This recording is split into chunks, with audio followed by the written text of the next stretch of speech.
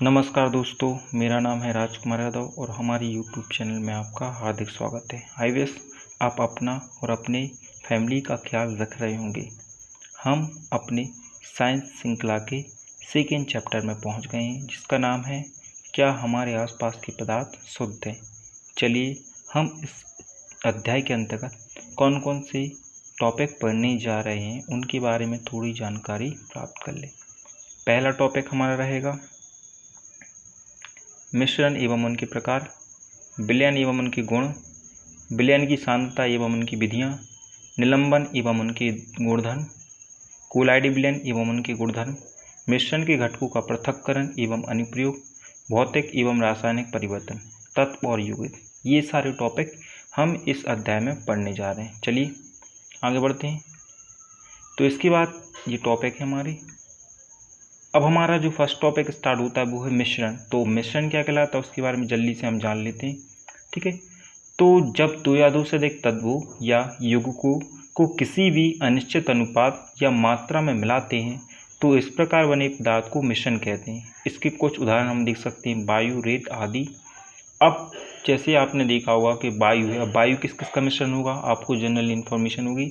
इसमें मुख्यतः nitrogen, oxygen, carbon dioxide, organ और धूल कण उपस्थित रहते हैं। ठीक है, चलिए अब जैसे अगर बात करेंगे कि इनका परसेंटेज क्या होता है, तो जनरली ऑक्सीजन का 21% होता है और नाइट्रोजन का 78% होता है। चलिए हम अगले टॉपिक की तरफ जल्दी से अग्रसर होते हैं। ठीक है, हमारा अगला टॉपिक है मिश्रण के प्रकार। अब मिश्रण कौन कौन से प्रकार के होते हैं, तो मिश्रण को बेसिकली हम 2 पार्ट में डिवाइड कर सकते हैं। एक होता है समांगी मिश्रण और दूसरा होता है विषमांगी मिश्रण।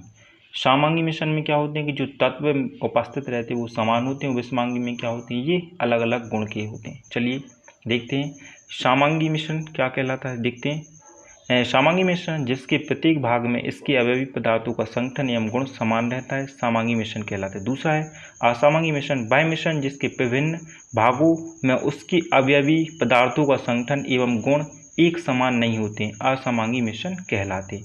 चलिए हम अगले टॉपिक की तरफ मूव करते हैं। हमारा अगला टॉपिक है विलयन। अब विलयन क्या कहलाता है जल्दी से जान लेते हैं। ठीक है, तो विलयन कहलाता है कि सीधी सी बात है कि जब दो पदार्थों को हम एक समान मात्रा में मिला लेते हैं तो वो विलयन का निर्माण होता है। ठीक है, अब इसके कुछ उदाहरण हम देख सकते हैं, जैसे नमक और पानी को अगर हम आपस में मिला लेंगे तो हमें क्या मिलेगा, नमक पानी का घोल मिल जाए, जो कि क्या है वो विलयन है। अब यहाँ पे 3 टॉपिक का आपको दिख रहे होंगे, एक विलेय, विलायक और विलयन। अब तीनों चीज़ें क्या कहलाती हैं वो एक बार फिर से हम जान लेते हैं। विलेय क्या होता है, जो अल्प मात्रा का पदार्थ रहता है विलयन में उसे विलेय कहते हैं। विलायक का मतलब क्या है, जो अधिक मात्रा में लिया जाता है वो विलायक कहलाता है। और तीसरी चीज होती है विलयन। अब विलयन से हमारा मतलब है कि जो विलेय और विलायक को मिलाकर बनाया जाता है उसे हम विलयन कहते हैं। ठीक है, चलिए आगे बढ़ते हैं। नेक्स्ट हमारा टॉपिक है विलयन के गुण। अब विलयन में कौन कौन से गुण पाए जाते हैं वो जल्दी से हम देख लेते हैं। विलयन का पहला गुण है कि विलयन एक समांगी मिश्रण है। विलयन के कण व्यास में 1 नैनोमीटर या 10⁻⁹ मीटर से भी छोटे होते हैं, इसलिए वे आँख से नहीं दिखाई दिए जा सकते। अपने छोटे आकार के कारण विलयन के कण गुजर रही प्रकाश की किरण को फैलाते नहीं हैं, इसलिए विलयन में प्रकाश का मार्ग दिखाई नहीं देता है। छानने की विधि द्वारा विलय के कणों को विलयन में से पृथक नहीं किया जा सकता। विलयन को शांत छोड़ देने पर विलय के कण नीचे नहीं बैठते, अर्थात विलयन स्थायी रहता है। चलिए हम अगले टॉपिक की तरफ मूव डाउन करते हैं। हमारा अगला टॉपिक है विलयन की सांद्रता। विलयन की सांद्रता क्या कहलाती है जल्दी से देख लेते हैं हम। तो विलयन की सांद्रता कहलाती है कि विलय की वह मात्रा जो विलयन या पदार्थ की निश्चित मात्रा, कैसी मात्रा रहती है इसमें, निश्चित होती है और आयतन में क्या होती है, घुली होती है, तो इसे हम क्या कहते हैं, विलयन की सांद्रता कहते हैं। ठीक है, अब समझ में आ गया। मतलब क्या होता है कि विलयन या विलायक में एक निश्चित मात्रा घूल रहे हैं हम, किसमें, आयतन में, तो इसे हम विलयन की सांद्रता कहते हैं। चलिए आगे देखते हैं। इसके बाद आप कुछ उदाहरण यहाँ पे देख सकते हैं। हम क्या कर रहे हैं, हल्दी को अलग अलग अमाउंट में बांटते जा रहे हैं। जैसे अलग अलग अमाउंट में इसे हम घोलेंगे तो क्या होगा कि इसकी सांद्रता भी बढ़ती जाएगी। 5% में कम रहेगी, 10 में थोड़ी बढ़ जाएगी, 20% में और ज़्यादा बढ़ जाएगी, 50 में और ज़्यादा बढ़ जाएगी और 90% ले रहा तो ये सबसे ज़्यादा इसकी सांद्रता बढ़ जाएगी। चलिए अगला टॉपिक देखते हैं। अगला टॉपिक है हमारा सांद्रता की मुख्य विधियाँ। अब सांद्रता की कौन कौन सी विधियाँ रहती हैं उसके बारे में हम जानकारी प्राप्त कर लेते हैं। तो बेसिकली आपको यहाँ पे विधियाँ दिख रही होंगी कुछ। पहला है द्रव्यमान विलयन के द्रव्यमान प्रतिशत विलेय पदार्थ का द्रव्यमान अपॉन में आ जाएगा आपका विलयन का द्रव्यमान, और इसका मल्टीप्लाई कर देंगे 100 से। पहली चीज़, पहले वाले में हम ये देखेंगे कि द्रव्यमान के द्रव्यमान प्रतिशत, अगर द्रव्यमान या विलयन का अगर हमें द्रव्यमान प्रतिशत निकालना तो उसके लिए क्या करेंगे, विलेय पदार्थ का द्रव्यमान लेंगे। किसका द्रव्यमान लेना है, विलेय पदार्थ का द्रव्यमान लेना है, और उसके बटे में हम विलयन का द्रव्यमान ले लेंगे। चूँकि हम प्रतिशत निकाले इसलिए हम 100 से मल्टीप्लाई करेंगे। दूसरा क्या है, अगर हम विलयन के आयतन का प्रतिशत निकालें, मतलब विलयन है आपके पास और अगर उसका प्रतिशत निकालना चाहते हैं तो हम क्या करेंगे, विलेय पदार्थ का पहले क्या ले लेंगे, हम उसकी विलेय पदार्थ का द्रव्यमान ले लेंगे और अपन में उसका विलयन का आयतन ले लेंगे, और इसका चूँकि हमें परसेंटेज निकालना है इसलिए हम 100 से मल्टीप्लाई कर देंगे। थर्ड मेथड कौन सी, वो देख ले जल्दी से। विलयन के आयतन का प्रतिशत, अगर विलयन के आयतन का प्रतिशत निकालना है तो हम क्या करेंगे, विलेय का आयतन ले लेंगे और अपन में विलयन का आयतन ले लेंगे और उसका गुणा कर देंगे हम 100 से। ठीक है, आई थिंक ये सब समझ में आ गया। चलिए हम अगले टॉपिक के बारे में डिस्कस करते हैं। तो हमारा अगला टॉपिक क्या है, निलंबन। तो देखते हैं निलंबन क्या कहलाता है। तो एक जो निलंबन है वो क्या है, एक असमांगी मिश्रण है जिसके कण क्या थे, कभी भी घुलते नहीं हैं लेकिन माध्यम की समष्टि में निलंबित रहते हैं, निलंबन कहलाता है। उदाहरण जैसे आटे तथा पानी। अगर हम आटे और पानी को आपस में मिलेंगे तो हमें आटे के कुछ कण दिखाई देंगे। अगर आप चौक और पानी को मिश्रित कर रहे हैं तब भी आपको चाक के कुछ कण दिखाई देंगे। अगर ये कण आप बहुत तरीके से देखना चाहते हैं तो आपको क्या करना पड़ेगा, जो पानी और चौक का मिश्रण रहेगा उसे कुछ समय के लिए एक जगह पे स्थिर रख देंगे। तो कुछ समय बाद क्या हुआ कि जो चौक के कण रहेंगे वो उसकी जमीन सतह पर चले जाएंगे। ठीक है, और आपको आसानी से वो दिख जाएंगे। चलिए आगे वह बात कर, चलिए हम निलंबन के गुण के बारे में डिस्कस करते हैं। पहला, निलंबन एक विषमांगी मिश्रण है। निलंबन के कणों को नंगी आंखों से देखा जा सकता है। ये निलंबित कण प्रकाश की किरण को फैला देते हैं जिससे उनका मार्ग दृष्टिगोचर हो जाता है। जब निलंबन को शांत छोड़ दिया जाता है तो निलंबन के कण नीचे की ओर बैठ जाते हैं, अर्थात निलंबन अस्थायी होता है। ठीक है, अस्थायी से मतलब क्या है, ये अगर हम कुछ समय पे इसे रख देंगे तो इसके जो कण रहेंगे वो उसकी तलछटी में बैठ जाएंगे। चलिए अगले टॉपिक पे आते हैं। तो हमारा अगला टॉपिक क्या है, कोलाइडी विलयन।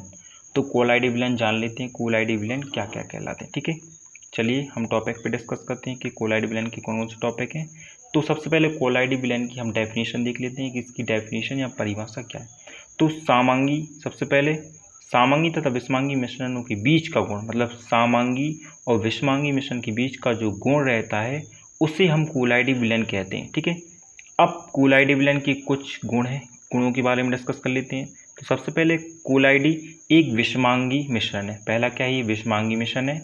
अब कोलाइडी के कण इतने बड़े होते हैं कि वे प्रकाश को फैला देते हैं जिससे प्रकाश का मार्ग दृष्टिगोचर हो जाता है।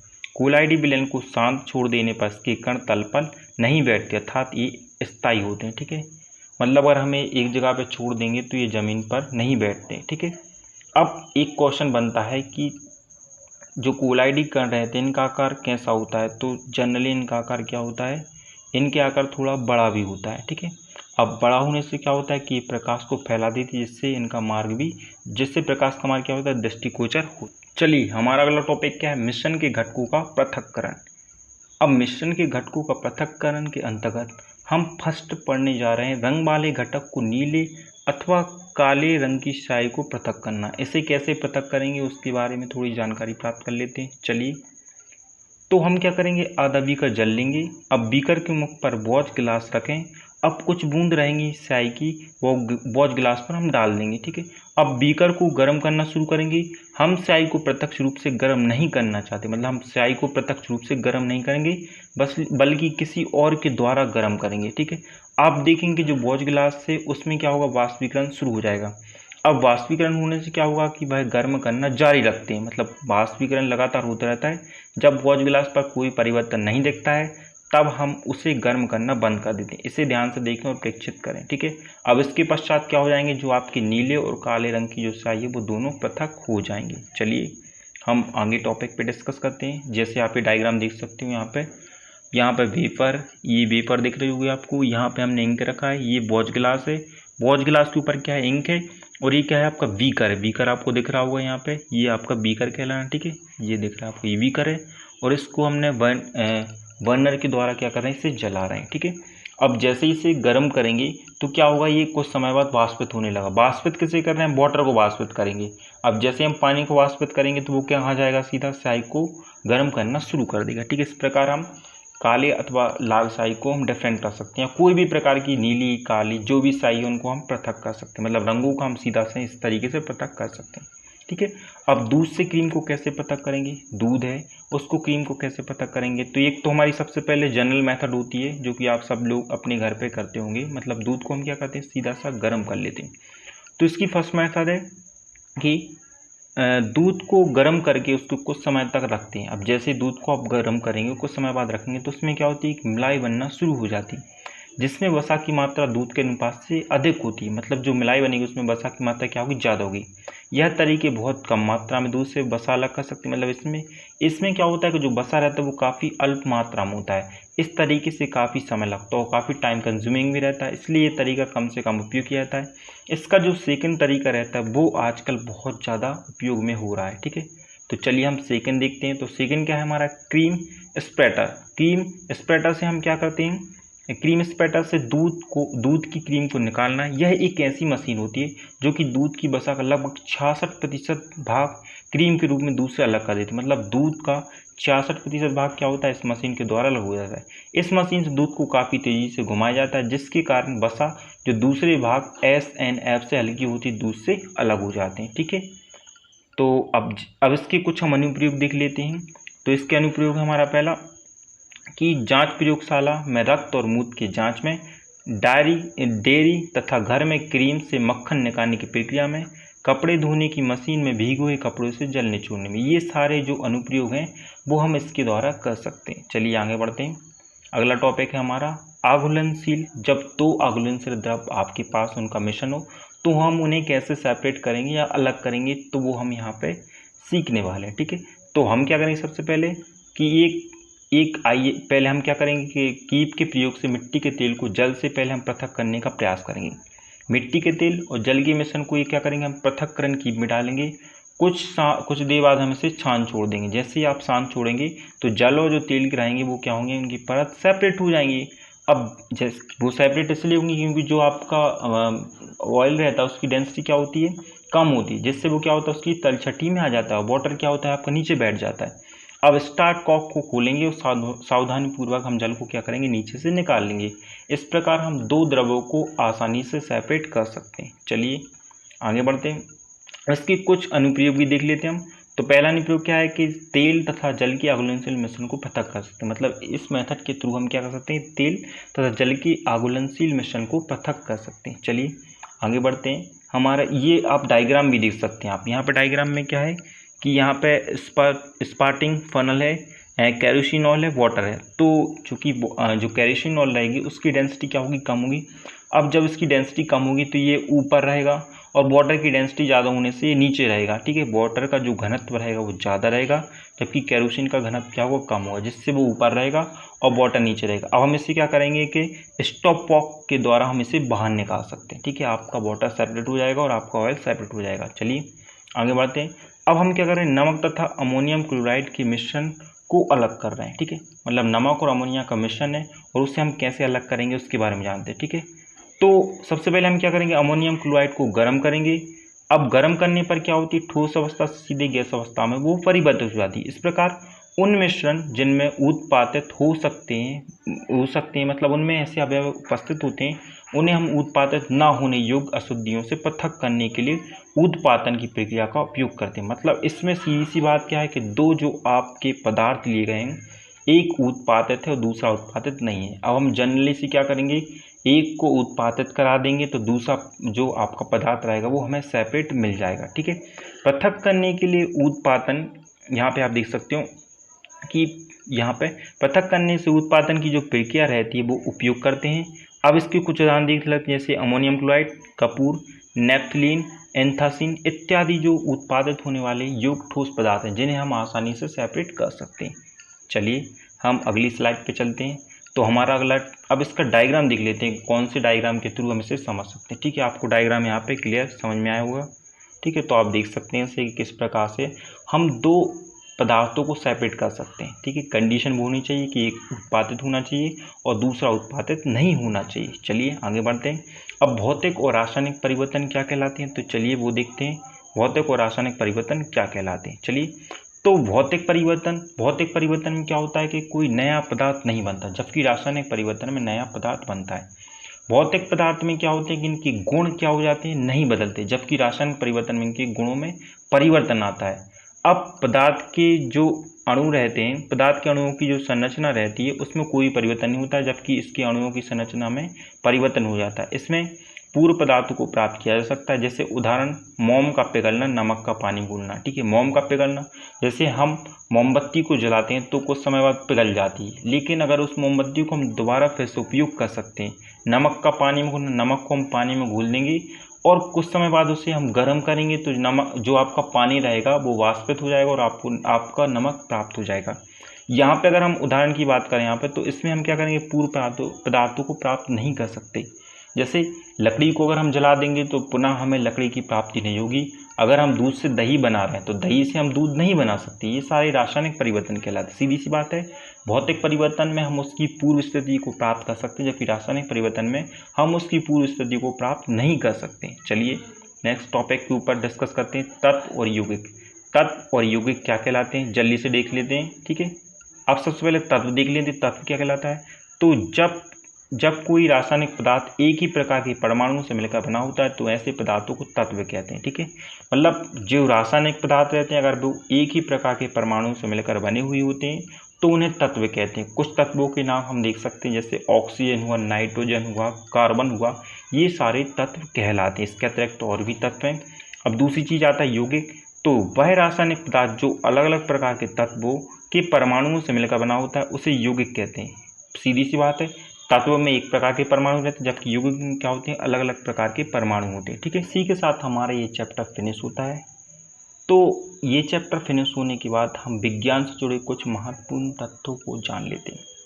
अब जो हार्ट रहता है या जो दिल रहता है वो अपने जीवन काल के दौरान लगभग 15 लाख बैरल रक्त को पंप करता है।